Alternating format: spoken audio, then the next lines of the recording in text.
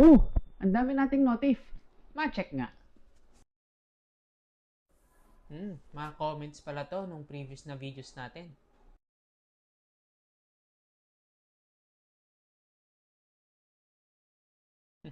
Okay, sagutin natin. Paano nga ba ako nagkasakit ng CKD Stage 5? Ang CKD o Chronic Kidney Disease ay ang pagkasira ng ating bato kung saan ito ay progressive at irreversible. At ang tanging treatment, take note, treatment not cure, is by dialysis or kidney transplant. At ang pinaka nakakatakot dito, pabata ng pabata ang mga nagkakaroon ng sakit na ito. So, ano nga ba ang main cause nito? So, una, diabetes. Pangalawa, hypertension. Pangatlo, genetics o namamana. At syempre, unhealthy lifestyle. So ito, one of our comment.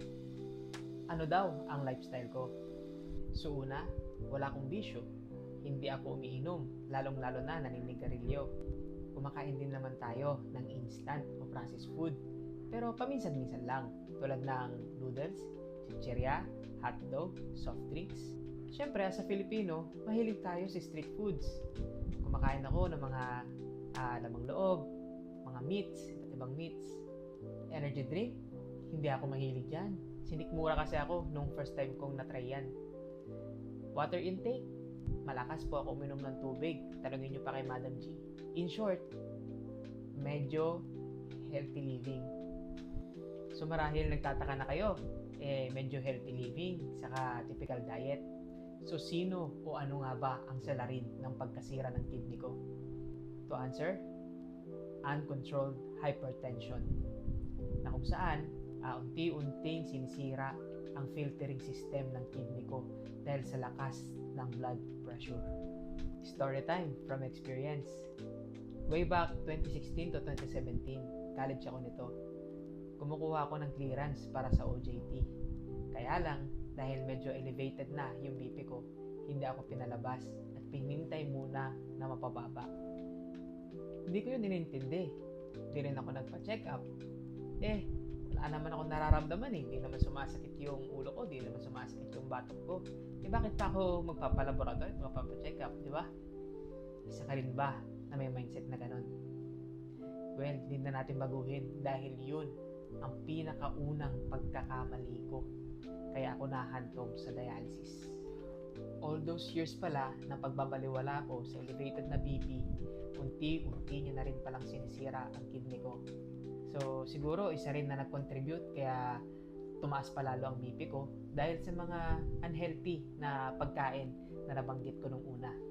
Ano ba yung mga yun? Siyempre, yung mga maaalat na pagkain, process o instant, red meat, higit sa lahat, yung mga lamang loob. And until 2023, may medical mission doon sa church namin. Dahil nagpa-BP ako, nakita na medyo elevated, doon pa lang ako nabigyan ng reseta at ng gamot na maintenance. At dito na pumasok ang pangalawang pagkakamali ko.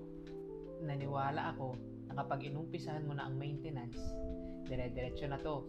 At dahil sa pag-inom mo ng maraming gamot, matutuluyang masira ang kidney mo.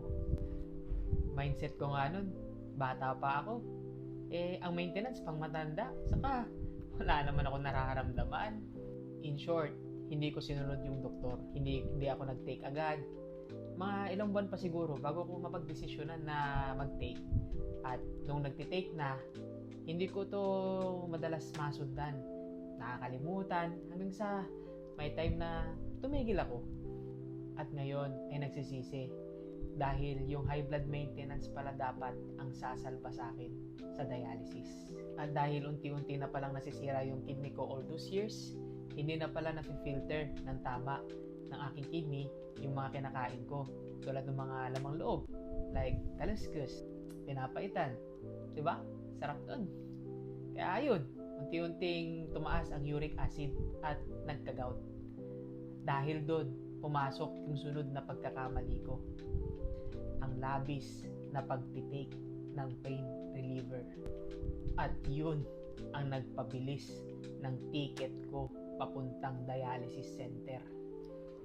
Kaya Ang payo ko, kung ayaw nyong mag-dialysis, matusok ng twice o thrice a week, umupo sa dialysis chair ng 4 hours. Please, have healthy lifestyle. Kumain ng tama. Iwasan na yung mga matataba at maalat na pagkain. Bawasan o iwasan na rin yung mga processed food. Mas maganda home cook, di ba? Kung kaya naman. At para sa mga merong family history ng hypertension, diabetes, o kahit kidney problem, have your regular check-up and laboratory. Dahil nga, kung mas maagang nakita, mas maagapan. Kumbaga, sabi nga, prevention is better than cure. Dahil ang sakit na ito, as of now, treatment pa lang ang available, tulad ng dialysis at kidney transplant, dahil hindi niya na maibabalik yung dati at nasira mong kidney. So, bibigyan ka lang using transplant ng foreign na kidney at lifetime ka rin na magme-maintenance para hindi ito reject ng katawan mo. Although sa transplant, much better life, mas malaya ka nang gawin yung gusto mo dahil hindi ka na dependent at nakahook sa machine 2 times o 3 times a week, at syempre nakakainom na ng tubig at nakakaihi. So ilalagay ko sa comment section yung link kung ano yung mga simptomas na naramdaman ko at kung paano ko nalaman na ako ay may chronic kidney disease stage 5 end stage. If meron kayong tanong regarding sa CKD, dialysis, transplant, pwede po kayong mag-comment sa baba at susubukan po nating sagutin yan. So, God bless!